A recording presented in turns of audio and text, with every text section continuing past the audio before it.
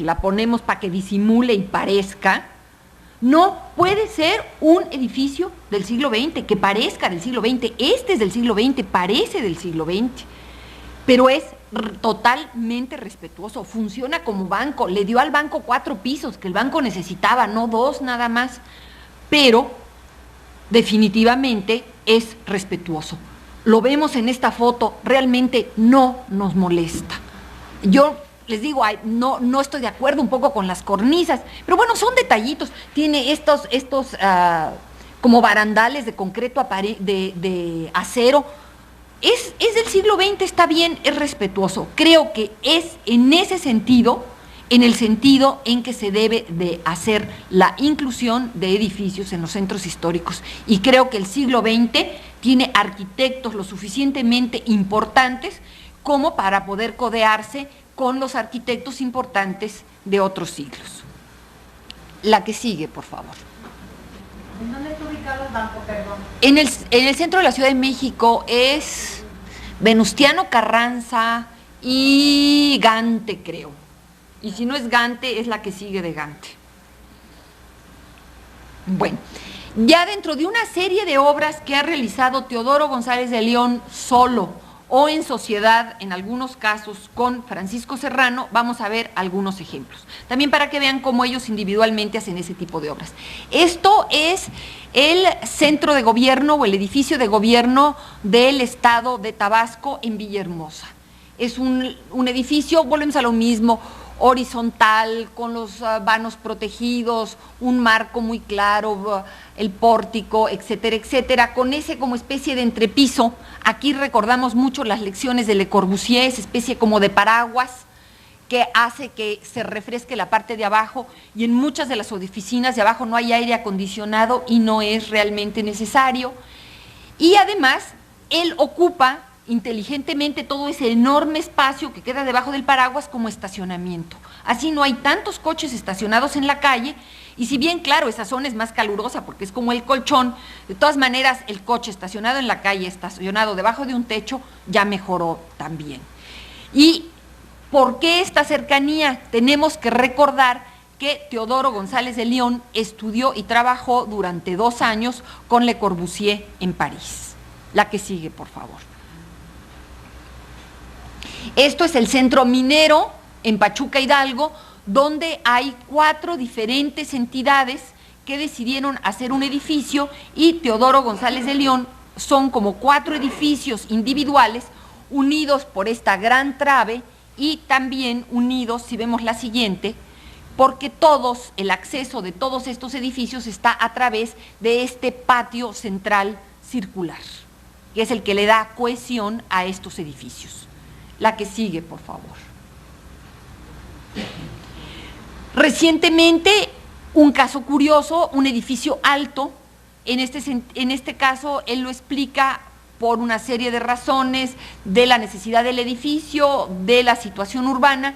Este es el nuevo edificio del Fondo de Cultura Económica, las oficinas administrativas del Fondo de Cultura Económica, muy cerca del Colegio de México, en el camino a la Jusco, en la Ciudad de México, donde hay muchos de estos elementos como los del concreto aparente, un curioso balcón en la parte superior, también curioso, que ha sido muy controvertido, y podemos ver la foto de la parte posterior, por favor, la que sigue, donde la protección de las ventanas se da a base de estos parteluces. Y para la persona que estaba preocupado por las zonas cerradas, esto que vemos cerrado con estas ventanitas es el cuerpo que ocupa o las escaleras alrededor del elevador o la zona de baños. La que sigue, por favor. Un edificio realizado con el arquitecto Francisco Serrano, es un enorme edificio que es el Palacio de Justicia Federal de la Ciudad de México, a donde se pasó la Suprema Corte de Justicia, los tribunales y los juzgados de la Suprema Corte de Justicia, cuando se cayó el edificio de Enrique del Moral con el sismo de 85, y este es un enorme edificio que busca una gran apertura. Entonces tiene una gran calle peatonal al centro por la cual cualquiera puede circular, significando que la justicia es para todo mundo y a la cual acceden los juzgados y los tribunales. Si vemos la siguiente, vamos a ver la calle peatonal, a la cual dan los juzgados y los tribunales. Y la que sigue, por favor, vemos ya la calle en toda su extensión, la vemos de aquí hasta allá, al fondo es el ingreso, y al final un pequeño patio semicircular, que es un sitio como para estar, como para descansar, como para pasar un rato, tanto para las personas que tienen asuntos que arreglar aquí, como para los trabajadores que tienen en este edificio circular una serie de servicios como enfermería, guardería para niños, etcétera, etcétera, cafetería, etcétera, etcétera. Pues sí, tiene, pues sí, esa columnata, a mí la columnata me recuerda más bien muchas de estas columnatas procesionales egipcias, pero bueno. Sí, sí, pero no creo que es eso, es simple y sencillamente una calle peatonal que además tiene una gran dignidad porque pues al fin y al cabo es el Palacio de Justicia Federal, la Suprema Corte de Justicia de la Nación, tiene que tener una gran dignidad. Y claro, esta columnata tiene 3 pisos, hay 3 pisos de tribunales y juzgados. La que sigue, por favor. Bueno, cambiamos de carrusel, sí, por favor. El edificio de ingreso y el museo a la zona arqueológica de Tajín, también de Teodoro González de León, la que sigue, por favor. Y obras recientes de Teodoro González de León, donde ha comenzado a utilizar un concreto, pero un concreto que él ha encontrado blanco, que realmente le da una estupenda calidad a ciertos edificios como este, que es el edificio de Hewlett Packard, en una nueva zona, la zona de Santa Fe. En este y en el que sigue, por favor, que es uno ya de sus últimos edificios, en la zona de Santa Fe, este concreto blanco, que realmente creo que el aspecto es espléndido. Y este todavía tiene otros edificios juntos que están en construcción, y la última obra, por favor, de Teodoro González de León, esto que es el recién inaugurado en el Centro Nacional de las Artes, controvertido Centro Nacional de las Artes, el Conservatorio Nacional de Música, donde si ustedes ven estos muros inclinados y les parezca raro de Teodoro González de León, tienen en este caso una función primordial. En un conservatorio de música, los muros de los cuartos de ensayo no deben de ser paralelos, porque entonces el sonido comienza a rebotar y se pierde la sensación de un sonido claro para el estudiante cuando esté estudiando el instrumento. Por eso hay estos muros inclinados. La parte superior, donde están las aulas para las sesiones de docencia en aulas, son totalmente ortogonales. La que sigue, por favor. De Abraham Zabludovsky, algunas obras individuales de su taller, esto que es un banco en las lomas, donde bueno está lo mismo, la horizontalidad, la protección al interior, el pórtico muy claramente marcado, etcétera, etcétera. La que sigue, por favor. Su propio taller, la que sigue. Y dentro de una serie de teatros que él ha realizado, el primero, el Teatro Emilio Rabasa en Tuxtla Gutiérrez, en Chiapas, la que sigue. El Teatro de Guanajuato, en la parte más alta, por así decirlo, de la ciudad de Guanajuato, la que sigue, que es el interior de este teatro. Ay, está montada con otra diapositiva, creo. A ver, la que sigue. Bueno. Yo acomodé 2 diapositivas. Había otro teatro de Zabludovsky en Dolores Hidalgo. Hay varios teatros de él en esa zona, en Dolores, en Celaya, en fin, en varios lugares. Y son teatros interesantes porque como son para entidades pequeñas, son teatros múltiples. Sirven como teatro, para conciertos, pero también se puede cambiar la sillería y se puede tener ahí sitios para deportes, para recepciones, etcétera, etcétera.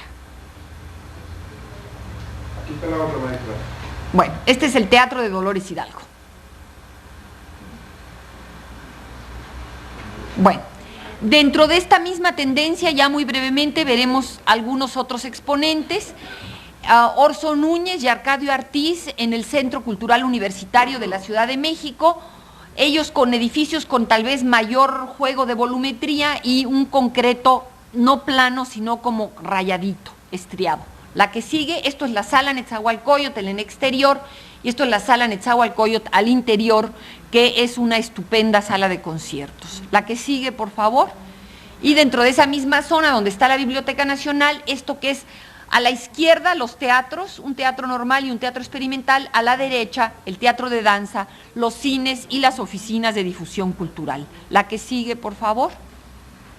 Del arquitecto David Muñoz, esto que es el Palacio de Gobierno de Chiapas, en Tuxtla Gutiérrez. La que sigue, por favor. De Orso Núñez y Arcadio Artiz.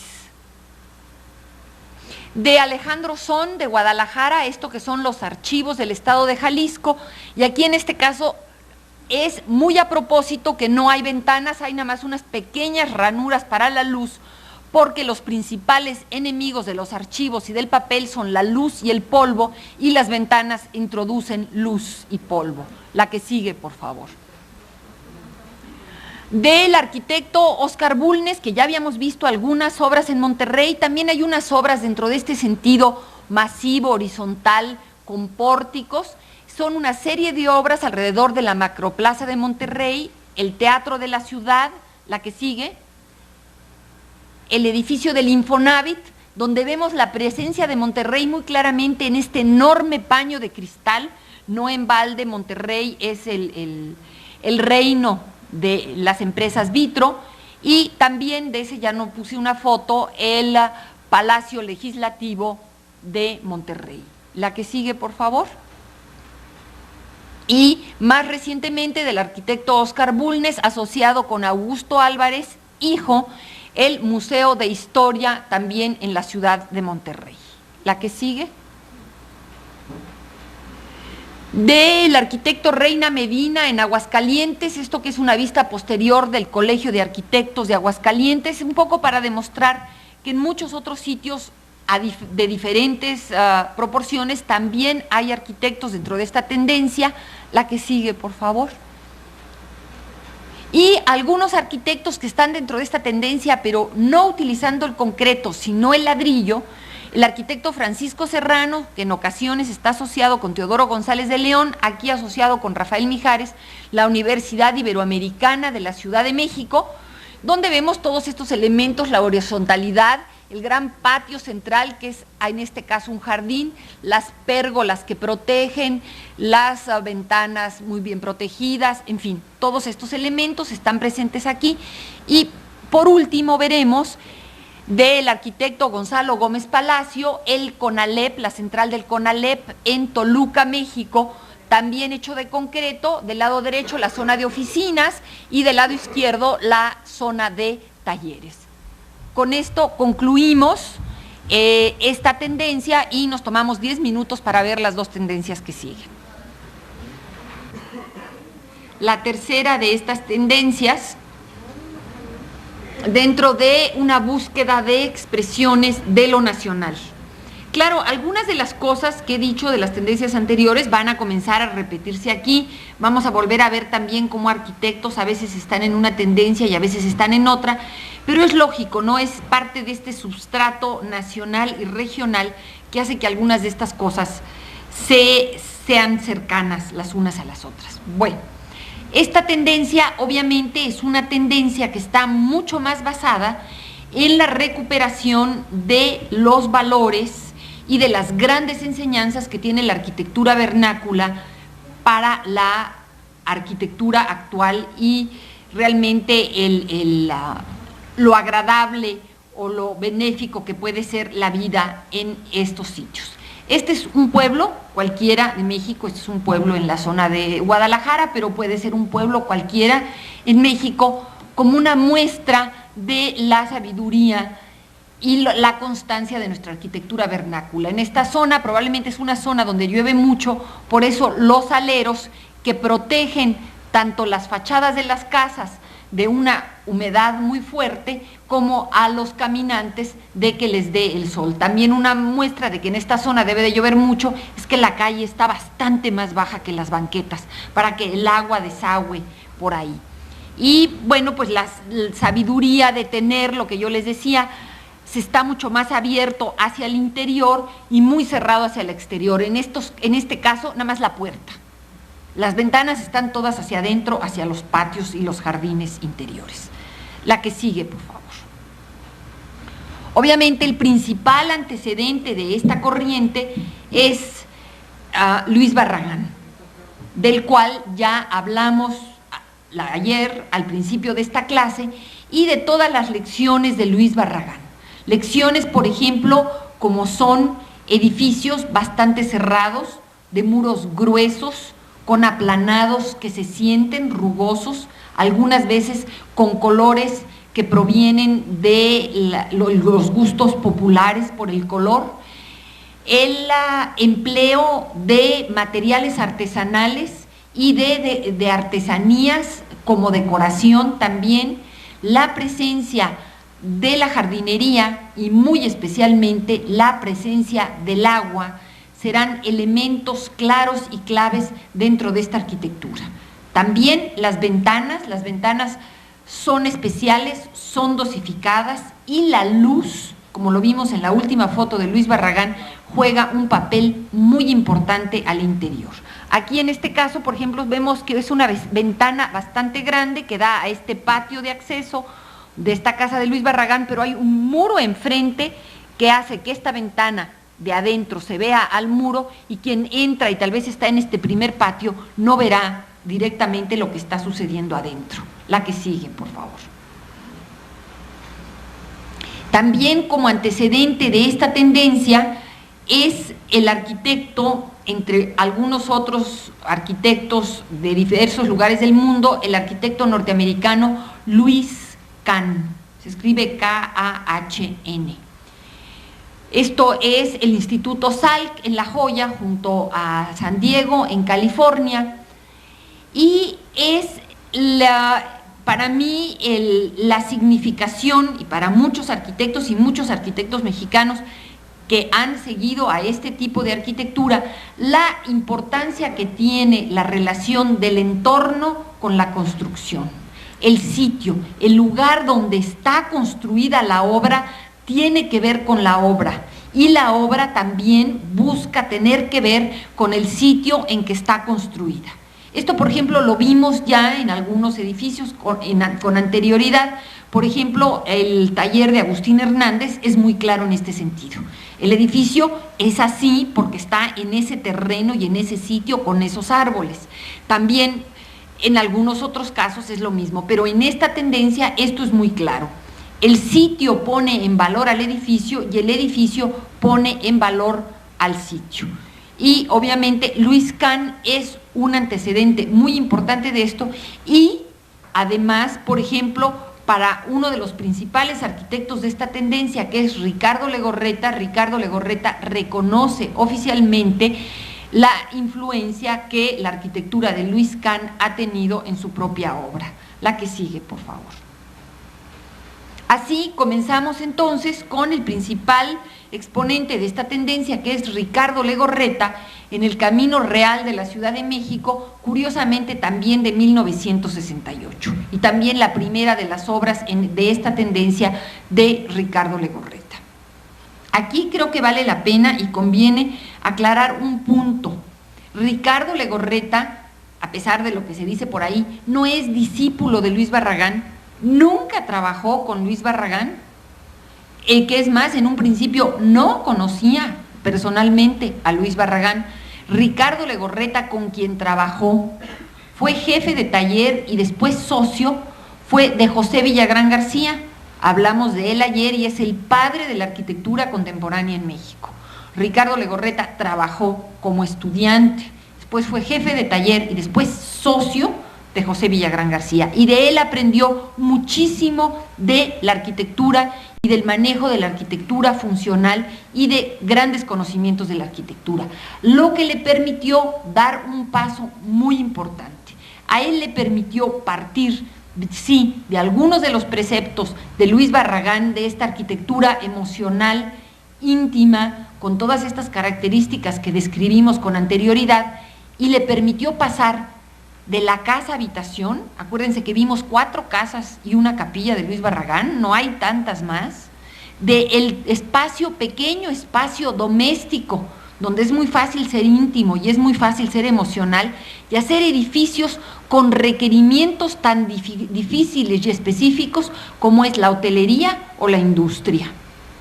Este es un hotel hecho en 68 y que hoy en día sigue siendo el mejor hotel de este país. Es un hotel muy grande, con grandes requerimientos de salas de fiesta, de restaurantes, banquetes, discotecas, albercas, canchas de tenis, salones de reuniones, estacionamiento, en fin, enorme. Esto lo puede manejar él por todo su aprendizaje con José Villagrán, pero da el paso y sabe pasar de la pequeña casa habitación a un edificio de estas dimensiones y que de todas maneras sea coherente y siga estando dentro de esta línea de la arquitectura emocional. Aquí, por ejemplo, ahí es el espacio de acceso al hotel, y aquí está recuperado todo una gran cantidad de elementos de la arquitectura nuestra. Está la reja, aquí ustedes van a cualquier casa y de entrada hay una reja, el patio, el primer patio y la fuente.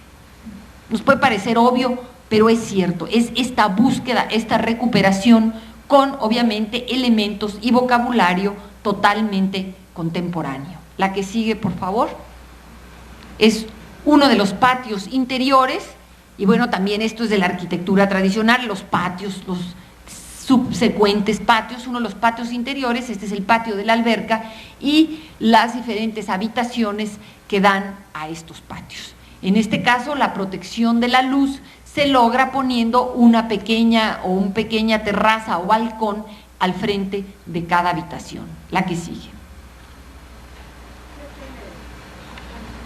El Camino Real de la Ciudad de México. A partir de ahí, Ricardo Legorreta va a hacer gran número de hoteles, vamos a ver tan solo dos. Este, que es magnífico, sobre todo por el sitio donde está, es el Camino Real Cancún. Y aquí es lo que yo les hablo, ¿no? De la importancia y la relevancia y el entender el sitio y cómo el sitio influye en el edificio y el edificio influye en el sitio.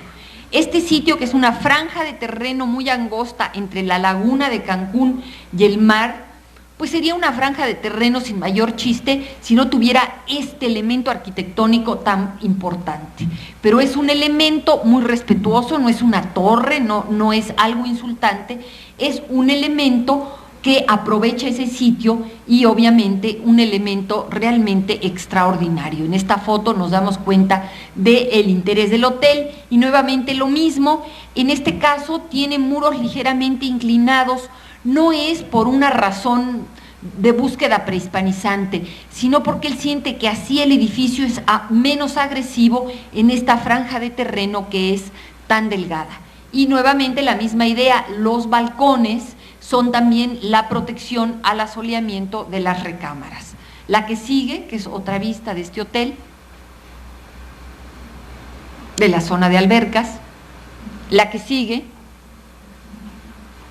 el Camino Real Ixtapa, que también tiene esta inclinación porque sigue la inclinación natural del terreno. Y si vemos la que sigue, por favor, él también en esta inclinación natural del terreno acomoda una serie de terrazas muy individuales.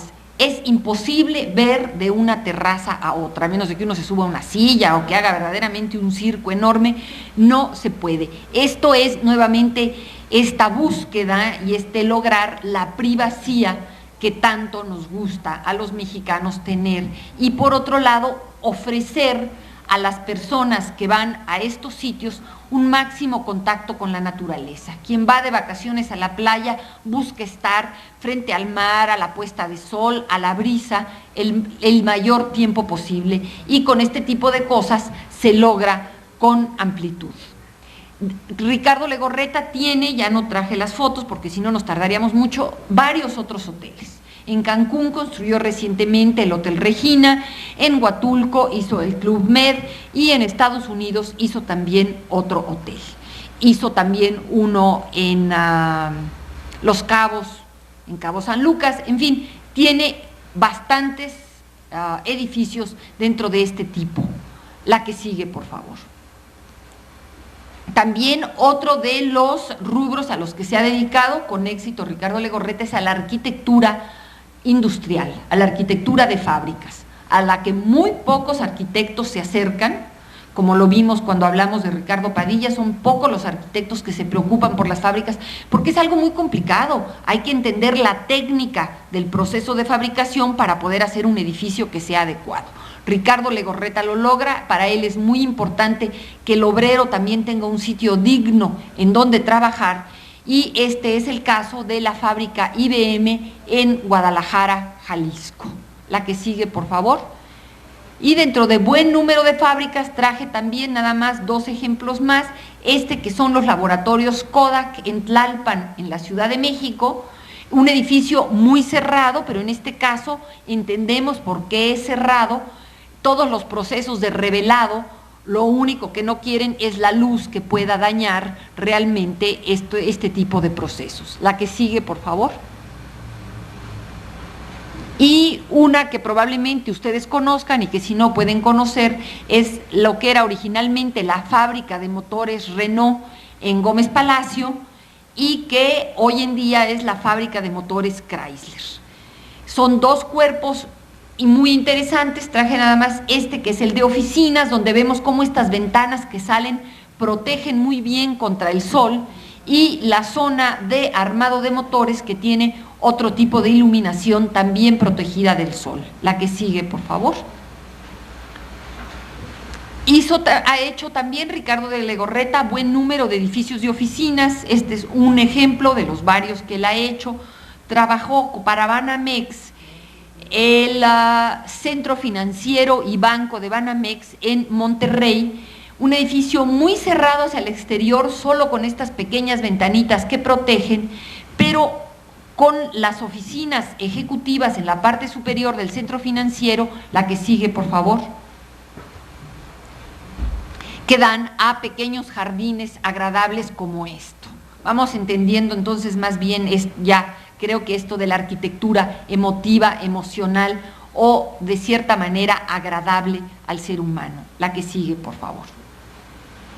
Ricardo Legorreta ha hecho también muchas casas, obviamente, y esto es obvio y esto es más lógico, es la parte tal vez más cercana a los propuestos de Luis Barragán. Esta es la propia casa de Ricardo Legorreta, donde hay una reja realizada por Matías Geritz. Entonces vemos que también Ricardo Legorreta tiene una relación con Matías Geritz muy poderosa, como la tuvo Luis Barragán. Y obviamente Ricardo Legorreta, que posteriormente vino a ser muy buen amigo de Luis Barragán, también tuvo una muy buena amistad con Matías Geritz y también le solicitaba a Matías Geritz obras para sus propios edificios. La que sigue, por favor. Y este es el interior del despacho de Ricardo Legorreta, que está junto a su casa. Esta es una foto donde me gustaría que apreciáramos en especial los juegos de luz, como la luz, el color en ciertos sitios, ciertos elementos artesanales siempre están presentes. La que sigue, por favor. Esta es una casa en Valle de Bravo, donde la inclinación del techo es porque la casa también está sobre un terreno inclinado y el techo más o menos sigue la inclinación del terreno, y aquí el techo está cubierto de tejamanil, que es un cierto corte de madera que es típico de la zona de Valle de Bravo. La que sigue es el interior de esta casa, y esta foto la pongo muy especialmente para señalar que Ricardo Legorreta, como muchos de los arquitectos dentro de esta tendencia, son arquitectos que se preocupan también por el mobiliario interior de sus edificios. Ellos sienten que es un concepto global, que no es nada más la cáscara del edificio, por así decirlo, la piel, sino que el mueble, la distribución interior y el tipo de muebles y adornos tienen que ver con la arquitectura. En este caso, algunos de estos muebles, y en muchas de las obras de Ricardo Legorreta vamos a encontrar muebles diseñados por él mismo. En ciertos casos aún las lámparas están diseñadas por el propio arquitecto, como este es el caso, y obviamente la inclusión de elementos artesanales como esta enorme bola de cristal, no solo artesanales en cuanto al piso, al techo, en el techo estamos viendo estos morillos muy artesanales, también la inclusión de obras de arte de arquitectos contemporáneos. Aquí estamos viendo en la pared un gallito de Jesús Reyes Ferreira. ¿Se acuerdan la importancia de Jesús Reyes Ferreira en Barragán? Entonces es la repetición de estas cosas. La que sigue, por favor. Como ejemplo de un buen número de casas en la Ciudad de México, tan solo uno, la Casa Gómez en México. La que sigue, por favor. Pero Ricardo Legorreta también es un arquitecto que ha tenido éxito en el extranjero, sobre todo en el sur de Estados Unidos. Aquí uno se puede preguntar, bueno, ¿cómo un arquitecto nacionalista puede construir en una nación que no es la suya? Yo le hice la pregunta a Ricardo Legorreta y él me dijo que de alguna manera, y creo que en este sentido tiene razón, el sur de los Estados Unidos, que en un momento también perteneció a México, en su geografía, su clima y en cierta manera en su cultura, sí tiene relaciones con México y obviamente con su arquitectura. Él ha hecho algunas casas en el sur de Estados Unidos, en California especialmente. Esta es la casa del actor mexicano Ricardo Montalbán. La que sigue es la casa de la familia Pritzker, la casa de vacaciones en Rancho Santa Fe, cerca de San Diego. También aquí creo que es algo para señalar la importancia de Ricardo Legorreta en el extranjero y la importancia de él a nivel mundial. El señor Pritzker es este gran empresario norteamericano que todos los años da un premio de arquitectura, el premio Pritzker, premio que Luis Barragán ganó en un momento, hará unos 10, 12 años, y este hombre muy interesado en la arquitectura le pide su casa, ni más ni menos que a Ricardo Legorreta. Esto habla muy bien entonces del reconocimiento que tiene Legorreta en el extranjero. La que sigue, por favor. Ricardo Legorreta inició sus labores en Estados Unidos porque él ganó un concurso, el concurso del Museo del Niño en San José, California, lo que por ley lo obligaba a abrir una oficina en California para realizar las obras.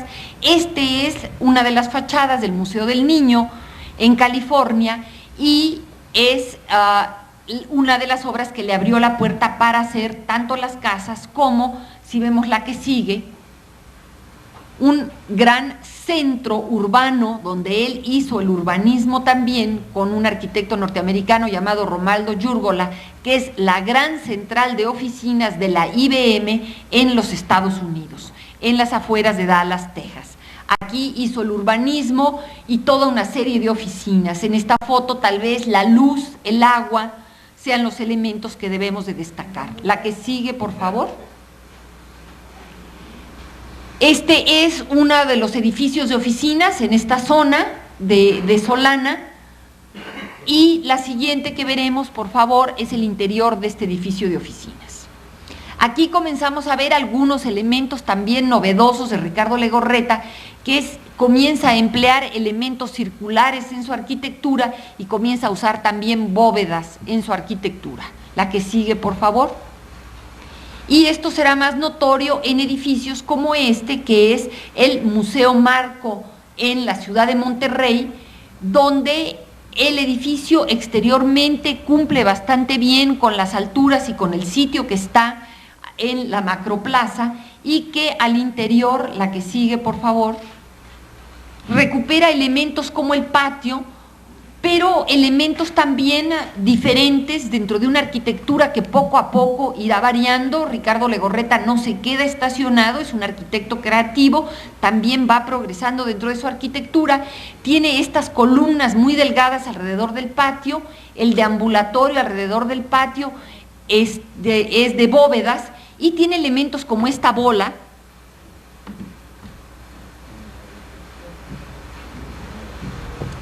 que son elementos nuevos, inquietantes, que van apareciendo en la obra de Ricardo Legorreta.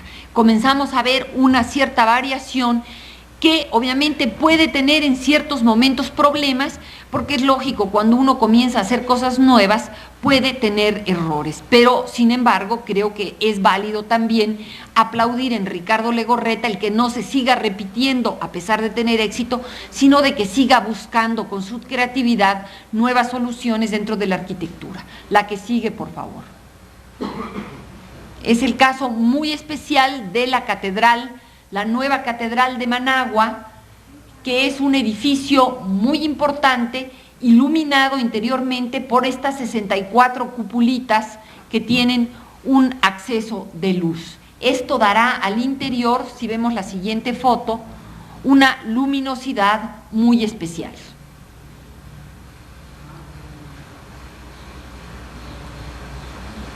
Y por ejemplo, la solución de la luz aquí, no solo la solución de esta luz que entra a través de las cúpulas, es también la solución de la luz artificial.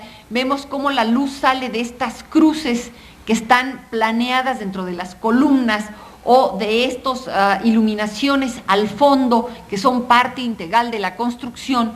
Un poco es una preocupación que tienen muchos arquitectos, sobre todo en la arquitectura eclesiástica, que dejan una obra bastante agradable y después viene alguien, dona unos candiles que estaban en casa de su abuelita y los comienzan a colgar por ahí, porque hacía falta luces. En este caso, ya la iluminación artificial también está solucionada para evitar ese tipo de problemas. La que sigue. Más recientemente, sí, de Ricardo Legorreta, edificios más controversiales en la Ciudad de México. Esto es el Museo del Niño, que está a orillas del periférico. El periférico tiene grandes problemas de polución y en este caso Ricardo Legorreta decidió recubrirlo de azulejo que permite un mejor mantenimiento que estarlo pintando constantemente. Pero a mi juicio y al juicio de algunas otras gentes, este juego de azulejo, de diferentes azules, como con unas especies de flores blancas abajo, no creo yo que realmente sea el acertado. No sé, probablemente debió de haber buscado otra solución. Sin embargo, todos estos volúmenes que son muy diferentes a la arquitectura que él normalmente hace, son volúmenes muy interesantes. También hay que marcar que este museo está en lo que era una antigua fábrica de cristal y Ricardo Legorreta tuvo el acierto de conservar lo que era la chimenea de esa fábrica de cristal como un elemento significativo dentro del Museo del Niño. La que sigue. Y para concluir, una obra muy reciente, también dentro de este Centro Nacional de las Artes, donde vimos el Conservatorio de Teodoro González de León, él realiza 2 edificios. Esta foto es de cuando estaba en construcción, se inauguró en noviembre del año pasado, esto que es la torre de administración e investigación del Instituto Nacional de Bellas Artes en este Centro Nacional de las Artes, y la que sigue, por favor, que es la Escuela de Artes Plásticas en este centro. La que sigue, por favor. Hay todo un grupo de arquitectos que está inscrito también dentro de esta corriente. Probablemente sea la corriente más popular dentro de la arquitectura. También es, de cierta manera, por qué no decirlo, la corriente más fácil de copiar, un poco como de receta de cocina. Hagan ustedes un aplanado, colores vibrantes, ventanitas pequeñas, cerrado hacia el exterior, cosas de artesanía y ya pues prácticamente la hicieron. Entonces muchos arquitectos se acercan a esta tendencia porque además tienen mucho éxito con sus clientes, hay muchos clientes que les atrae este tipo de arquitectura y obviamente hay muchísimos arquitectos que lo hacen sin mayor convencimiento de que están realmente haciendo una obra de arquitectura y una obra de arquitectura emocional. Se ha dado el caso, yo conocí a un joven arquitecto en México que me llevó a conocer su casa dentro de este estilo y me dijo así sin más ni más: yo soy el verdadero heredero de Luis Barragán. Ah, sí, le dije yo, ¿y cómo es eso? Sí, me dice, el maestro Juanito que le hacía los aplanados a Luis Barragán, ahora me hace mis aplanados a mí. Obviamente, este pobre arquitecto no sabe nada de arquitectura, porque si él piensa que la arquitectura es un aplanado mejor o peor hecho, está perdido. La arquitectura es el espacio interior, es la función, es la transmisión de la cultura, es los valores humanos, económicos, es muchísimas otras cosas que el simple aplanado por el cual se van muchas gentes que les parece que eso es mucho más fácil. Entonces aquí voy a mostrar algunos arquitectos de la Ciudad de México y de otros sitios que a mi juicio sí están dentro de esta tendencia, pero están espiritualmente dentro de esta tendencia y no nada más dentro de las apariencias. El primero del que hablaré es Andrés Casillas, y tiene razón en ser el primero, puesto que Andrés Casillas sí fue efectivamente, no, es la anterior, sí fue socio de Luis Barragán durante largo tiempo. Algunas de las obras de Luis Barragán las realizó con su socio Andrés Casillas. Por ejemplo, todas las obras en las arboledas están hechas con Andrés Casillas. Esta es una casa de Andrés Casillas en Guadalajara. La que sigue, por favor. Otro arquitecto interesante también en este sentido es Antonio Atolini, que tiene sí una preocupación por recuperación de elementos artesanales. Por ejemplo, el manejo de la madera en él, en las estructuras, es estupendo. La que sigue, por favor.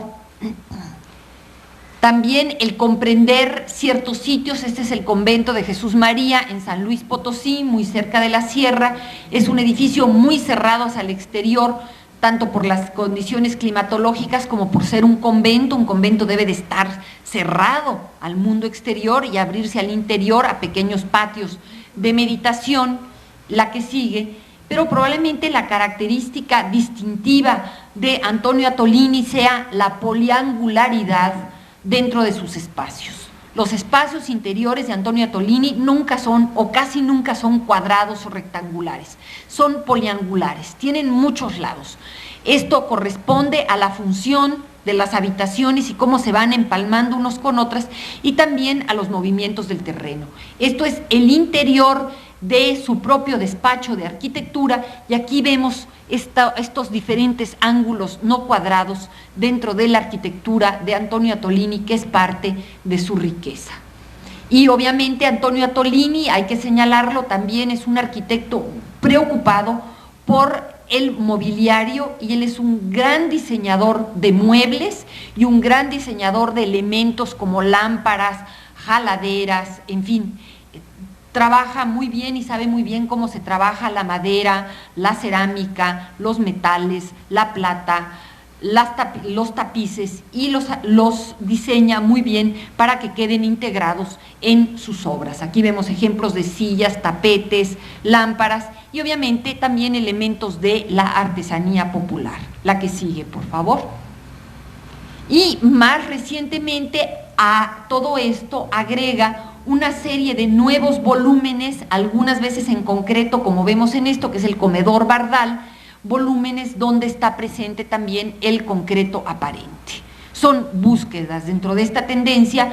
Bueno, ya se hicieron una serie de cosas, y los arquitectos que realmente tienen creatividad siguen buscando nuevas expresiones. La que sigue, por favor.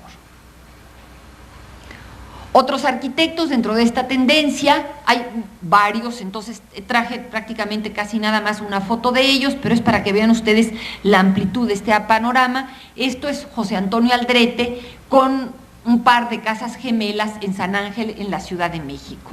La que sigue.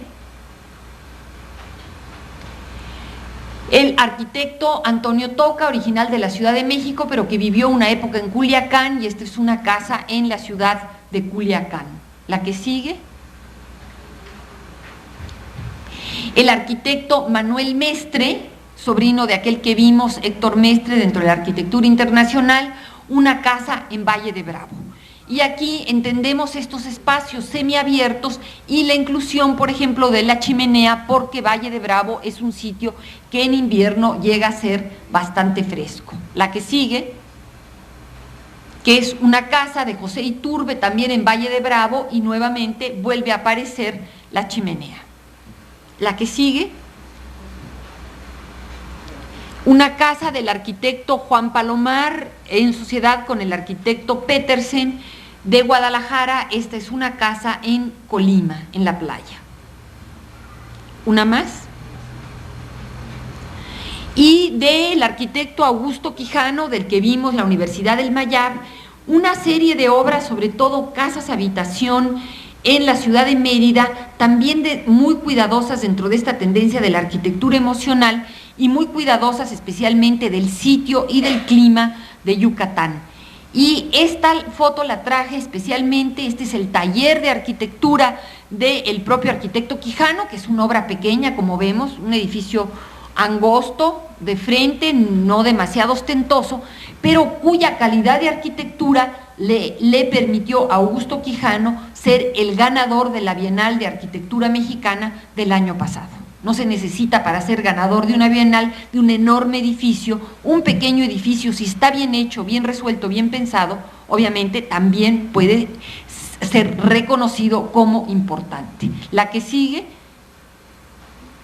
del propio Quijano, una playa, una casa de playa en la ciudad o en el puerto de Progreso, muy cercano a la ciudad de Mérida. La que sigue, por favor. En Mérida, de un grupo amplio de arquitectos que hay ahí preocupados dentro de esta tendencia, el arquitecto Enrique Duarte, esto que es su taller, y una más, por favor, del arquitecto Enrique Ursáiz, una casa también en la ciudad de Mérida. La que sigue, del arquitecto Ricardo Padilla, asociado con el arquitecto Jorge Esteves, esta que es una casa en la ciudad de Monterrey, dentro de un buen número de casas que ellos han realizado, donde buscan recuperar algunos elementos muy específicos de la arquitectura vernácula del noreste, como es en este caso los marcos pintados alrededor de la puerta. Eso, por ejemplo, tiene también una cierta relación con la arquitectura de Durango. Aquí todos los edificios de la época tienen marcos alrededor de la puerta y de la ventana. Aquí obviamente es una zona más rica, es una zona más culta y que tiene cantera, y aquí los marcos no son pintados, aquí los marcos son de cantera. La que sigue, por favor. Un arquitecto de Jalapa, el arquitecto Enrique Murillo, quien ganara hace 5 años la primera Bienal, también con una obra, no la traje aquí, pero también con una obra no ostentosa.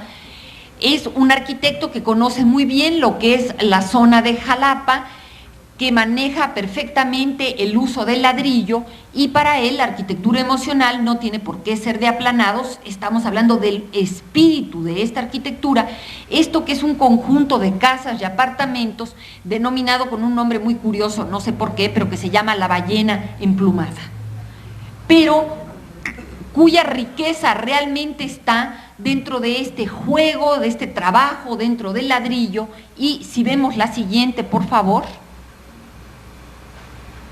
dentro de los espacios interiores que se desdoblan con una gran riqueza, y también un excelente trabajo de la madera, puesto que la zona de Jalapa es una zona también rica en madera.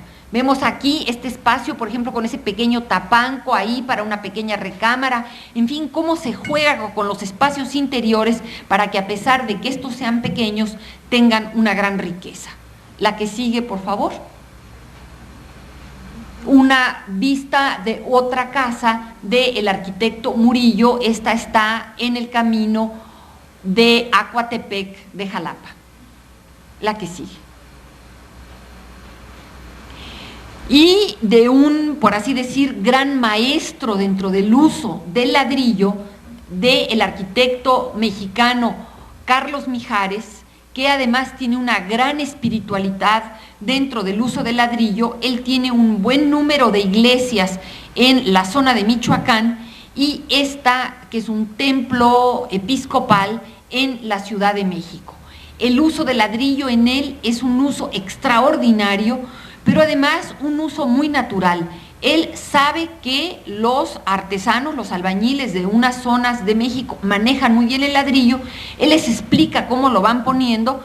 Los albañiles lo hacen, por ejemplo, en las iglesias que él hizo en el Bajío, le dejaba al maestro de obras las indicaciones y él regresaba 3 semanas después, y el maestro lo había hecho muy bien porque saben su oficio. Él se basa en esto para lograr cosas tan interesantes como esto, que es una ventana en forma de cruz, estos arcos en esta iglesia de la Ciudad de México, de la que veremos otras dos vistas. La que sigue, por favor.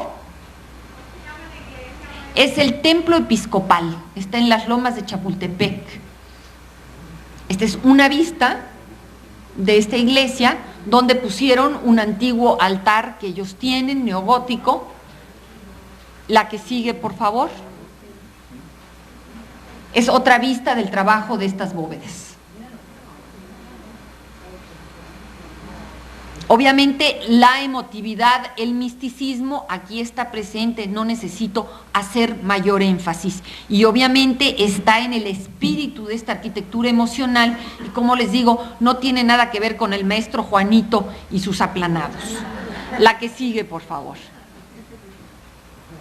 También dentro de esta búsqueda del ladrillo, el arquitecto Jaime Ortiz Monasterio, con un grupo de casas, una serie de casas agrupadas en Cuernavaca, la que sigue, y del arquitecto Carlos Tejeda, que en algunas veces ha trabajado en sociedad con Teodoro González de León, esta casa en la Ciudad de México. La que sigue. En Guadalajara, del arquitecto Leopoldo Fernández Font, el Templo del Cristo Resucitado. La que sigue. Y dentro de una variante que es lo que yo llamo la arquitectura tropical y que se basa en materiales o maneras de construcción típicas de la zona del Pacífico, donde los techos de palapa o los muros de paja permiten el paso del viento y la frescura del viento, pero impiden que entre el sol y que entre la lluvia. Como lección de este tipo de arquitectura tenemos esto que yo llamo arquitectura tropical. Podemos ver la que sigue, que es una casa en Acapulco de los arquitectos López Vaz y Calleja, con este techumbre que protege del sol, pero más específicamente, si vemos la que sigue, las obras de Diego Villaseñor en la costa del Pacífico con estas magníficas palapas, calculadas por el propio arquitecto Villaseñor, porque el que hace la palapa sabe hacer las palapas pequeñas. Para hacer esto se necesita de todo un cálculo estructural que realizan arquitectos como Diego Villaseñor, de quien traje la foto, o arquitectos como Marco Antonio Aldaco, también de Guadalajara. La que sigue. Y algunas obras más, tal vez más exuberantes, como la arquitectura de José Luis Esquerra en Las Hadas, en Manzanillo. La que sigue. Pasamos, creo que al siguiente carrusel, donde ya quedan unas cuantas fotos. No, es el que creo que dejé allá abajo, ya lo cambié.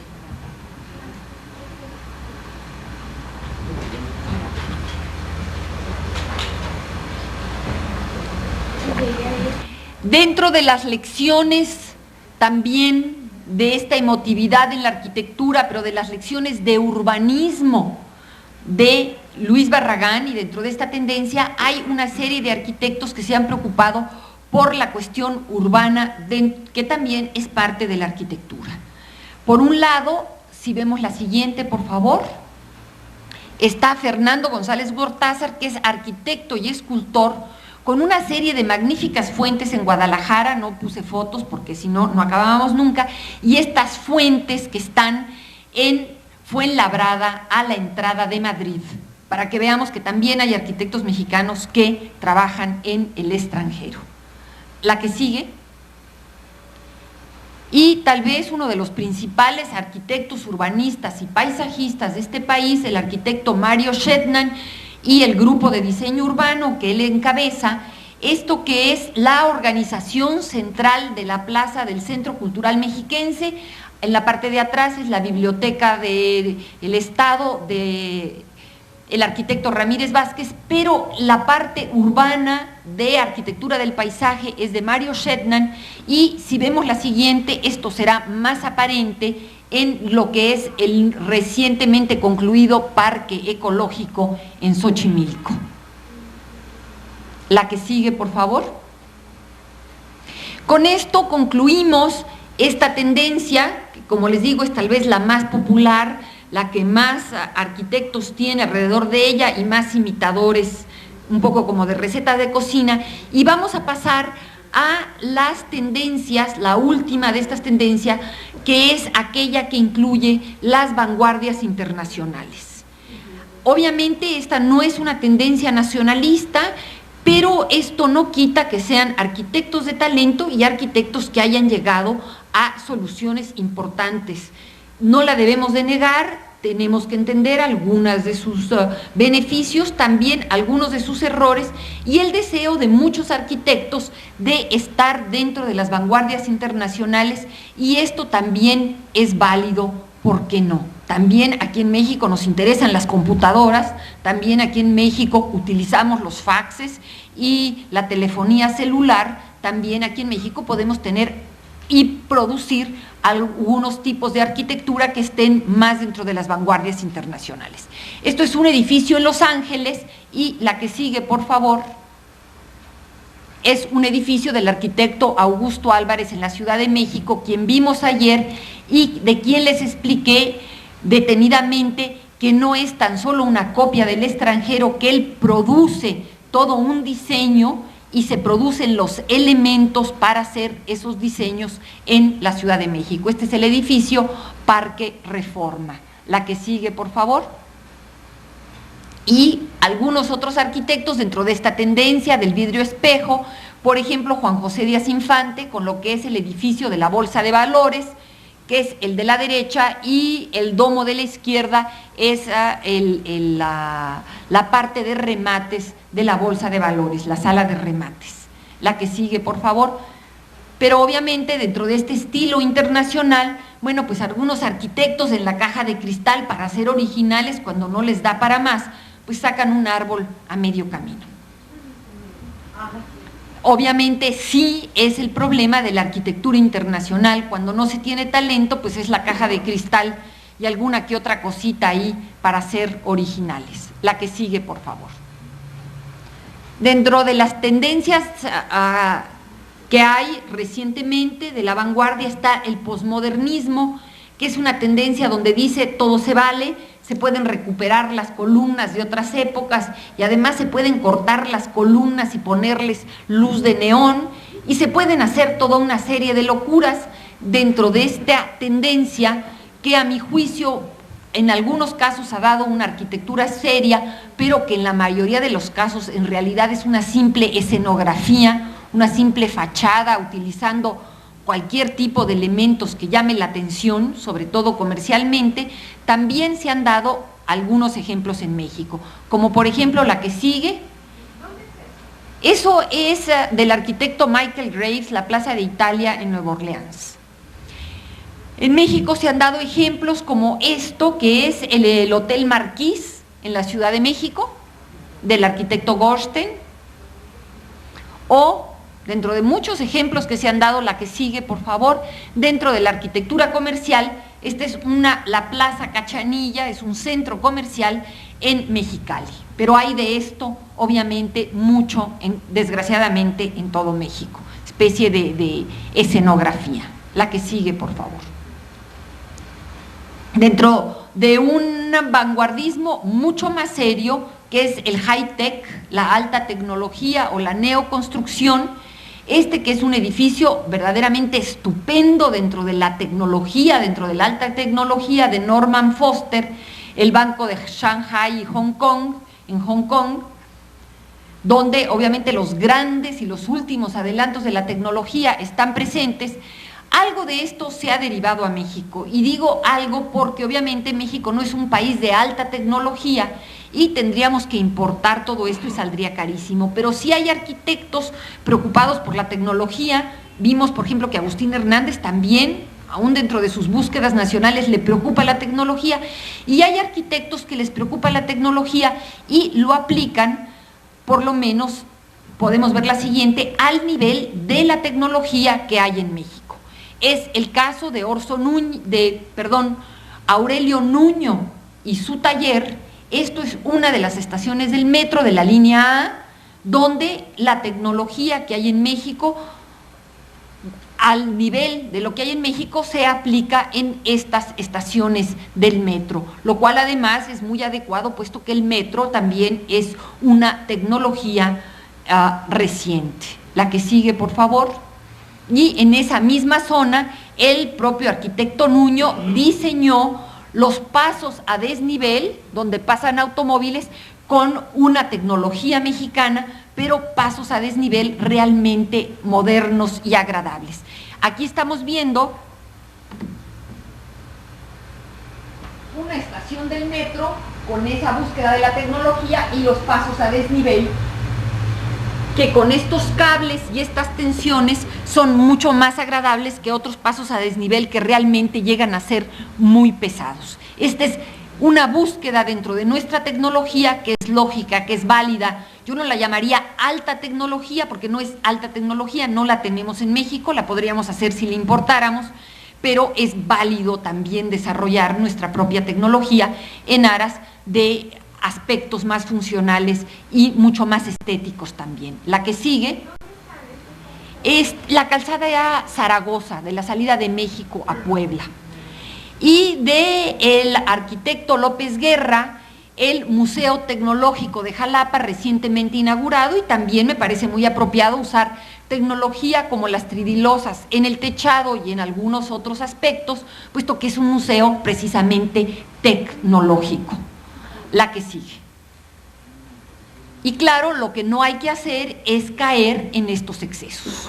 Esto es totalmente falsa tecnología, esto no es ni una fábrica, ni un edificio donde se produzcan cosas altamente tecnificadas, esto es tan solo nuevamente una escenografía, este es el exterior de una tienda Arby's de hamburguesas. Y entonces, obviamente, comenzamos a comprender que todos esos tubos pintados de morado, azul, amarillo, rosa mexicano, no son tubos que lleven elementos químicos que tenemos que saber con el color, si por un lado va el ácido y por otro lado va el elemento no sé qué. Simple y sencillamente algunos son las chimeneas de donde se hacen las hamburguesas y otros están ahí de adorno para hacer creer que es muy técnico y vengan ustedes a comer mis hamburguesas. Entonces, la tecnología también puede ser una total fachada y un pretexto para la arquitectura. También en esto tenemos que poner cuidado. La que sigue, por favor. Y dentro de una tendencia más compleja aún, una de las últimas tendencias internacionales, el desconstructivismo, una tendencia muy compleja porque está inserta dentro de todas unas cuestiones filosóficas, sobre todo en Europa, que es el desconstruir los edificios. Y obviamente esto es muy complicado, y además es muy complicado hacerlos, porque construir, bueno, más o menos podemos entender, pero desconstruir, pues es la dificultad de que realmente queden hechos y no se caigan. La mayoría de las obras de los desconstructivistas están tan solo en maquetas y en papel y en dibujos, como esta maqueta que les estoy enseñando y que no sé si está de cabeza o no, pero realmente da lo mismo porque es eso, es la deconstrucción, es la no construcción, es una postura filosófica un poco de rebeldía. Sin embargo, sí hay algunos arquitectos que han hecho obra en esto, en el extranjero, y algunos arquitectos en México que se han acercado a esto. Por ejemplo, la siguiente, dentro de un grupo de arquitectos jóvenes donde están el arquitecto Kalach, el arquitecto Broid, el arquitecto Norten, que es quien más ha hecho obras, esto que es la Alianza Francesa de Lindavista, en la Ciudad de México, y la que sigue, por favor, de este arquitecto también, la Casa Ortiz, con estos muros que no están totalmente derechos, que están sostenidos por cables, en fin, ¿cómo? Enrique Norten. Sí. La que sigue, por favor. ¿Norten? Norten, así como Norten.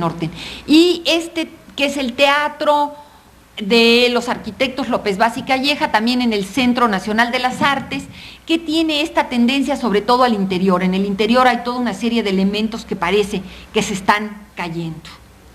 La que sigue, por favor. Con esto prácticamente llegamos a la conclusión de estas pláticas que hemos tenido estos 3 días, y quiero muy especialmente enfatizar esta fotografía que les enseño, porque si bien hemos estado hablando de estilos, hemos estado viendo sobre todo los exteriores de los edificios, algunos interiores, quiero recordarles a ustedes lo que dije en el principio de estas 3 sesiones. La arquitectura no es tan solo un vestido, como en este caso de esta fiesta de disfraces. La arquitectura no es solo las fachadas, la arquitectura no es solo los estilos. De esto hemos estado hablando, puesto que es un curso de historia del arte, entonces hemos visto un poco la historia de los estilos, pero recordemos todos, sobre todo nosotros que podemos disfrutar de la arquitectura, pero que en la mayoría de los casos padecemos la arquitectura es mucho más que la parte artística. La arquitectura es función, la arquitectura es técnica, la arquitectura es economía, la arquitectura tiene que ver con la cultura y muy especialmente con el usuario, con el ser humano. La arquitectura debe de ser para quien está construida, debe de ser para el hombre y a eso debe de responder. La que sigue, por favor. Entonces, cuando veamos arquitectura, nunca debemos olvidar que somos esto, somos México, somos una enorme ciudad de 18 millones de habitantes, o 20, en un país con grandes problemas económicos, y entonces el resultado es esta, la quinta fachada, verdaderamente con este aspecto terrible y gente teniendo que vivir aquí. La que sigue. O la arquitectura es aún esto para muchas gentes, o la autoconstrucción, como hay en las periferias de muchas ciudades. Frente a esto hay también soluciones que también son arquitectura. La que sigue. La restauración puede ser una solución. Esto era una vieja fábrica de helados, y digo vieja, no antigua, no histórica, una fábrica de helados en Jalapa que el arquitecto Carlos Flores Marini transformó muy dignamente en la Escuela de Arte de la Universidad de Jalapa. La que sigue. O lo que fuera la aduana marítima en Tampico, dentro de muchos ejemplos que puedo traer, ¿no? La aduana marítima en Tampico, que se transformó en la Secretaría de Hacienda del Estado de Tamaulipas. No son los grandes edificios, no es la restauración de catedral o de palacio municipal, son pequeños edificios, pero que al trabajarlos vuelven a tener realmente una vida activa. También la arquitectura está aquí. Y también la arquitectura está, si vemos la siguiente, por favor, en obras sencillas donde se trabaja con aquellos que hacen la autoconstrucción. Esto es parte de lo que se llama renovación habitacional popular en la Ciudad de México, donde se buscó reconstruir más dignamente muchas de las vecindades que se habían caído durante el sismo de 85, y los arquitectos trabajaron directamente con la mano de obra de los que vivían en esas vecindades, y gracias a un decreto se volvieron dueños de las vecindades y pudieron irse haciendo estas casitas que son mucho más agradables que lo que eran las vecindades. Y por último, por favor, las obras de autoconstrucción a base también de, por ejemplo, elementos prefabricados como son las bóvedas, en este caso, de arquitectos preocupados por esto, como es Carlos González Lobo, quien le preocupa por acercarse a personas como este señor, que es el dueño de esta que va a ser la casa, y que hace la casa con, sí, estos techos prefabricados de acuerdo a cómo les enseña a uno o dos dentro de una comunidad del arquitecto González Lobo, y poco a poco van levantando sus casas, poniendo las aberturas, por ejemplo, esas superiores para la ventilación. Cada quien irá poniendo la ventana como él la quiera hacer, la puerta de la madera como él la sepa trabajar, o su compadre que es carpintero, y casas que van teniendo una mayor dignidad dentro de la autoconstrucción. Esto no es el hacinamiento que vemos en ciertas zonas de las ciudades. Aquí las casas están con un cierto espacio entre ellas para permitir un crecimiento posterior de la casa, para permitir pequeños jardines. Y son casas también que ya están planeadas con drenaje, con acceso de agua, con acceso de luz. De alguna manera aún es arquitectura el acercarse a las capas más desprotegidas de esta sociedad y ayudarlos en tener también ellos una vivienda que, si bien no está dentro de ningún estilo, es una vivienda digna y también a ellos hay que acercarse. Con ello quiero concluir esta sesión y agradecerles a todos ustedes su presencia. También sé que estamos dentro del tiempo, pero si alguien quiere hacer alguna pregunta o alguna intervención, con todo gusto. Gracias.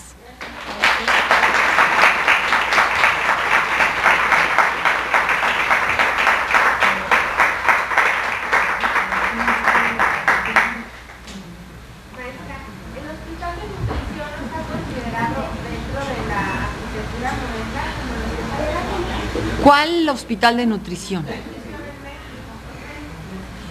¿El que está por Tlalpan? Sí, sí. Digo, hay muchísimo más, pero bueno, en 9 horas no puedo... Sí, sí. Hay cosas importantes que no están aquí y otras críticas que podíamos haber hecho que no están aquí. Sí hay mucho que realmente falta porque, bueno, pues esto es muy rápido, pero bueno, es un poco para poder abrir un panorama.